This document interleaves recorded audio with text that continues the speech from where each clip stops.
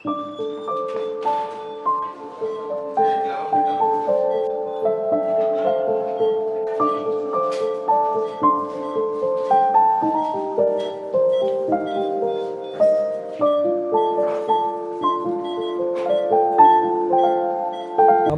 আজকে একটি 12-13 বছরের ছেলের গাইনোকোমেশিয়া করলাম।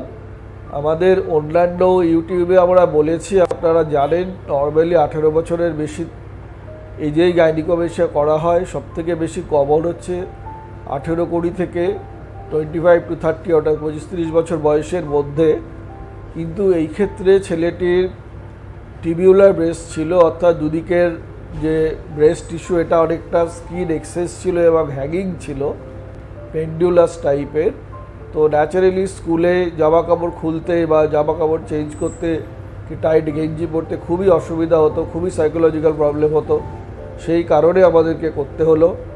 আমরা একটু বিশেষ পদ্ধতিতে করলাম। Normally it is a scarless surgery, তাই এই ক্ষেত্রে স্কারলেসই হবে, কিন্তু আমরা এরিওলাটাকে গোল করে খানিকটা স্কিন বাদ দিলাম, আপনারা ছবিতে দেখছেন।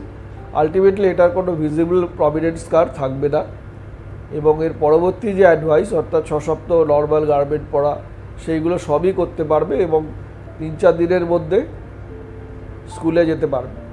পার্টিকুলারলি এই কেসটা আমরা অনেক লো বাজেটে করলাম, তার কারণ পেশেন্টের সার্জারি করবার খুব প্রয়োজনীয়তা বেশি ছিল। সেরকম আমরা মাঝে মধ্যেই করে থাকি সোশ্যাল কজের জন্যে। আপনারা আসুন, যার যেরকম প্রয়োজন আমাদের ক্লিনিকে, আমরা নিশ্চয়ই আপনাদের সবাইকে প্রপারলি সার্ভ করবার চেষ্টা করব। নমস্কার।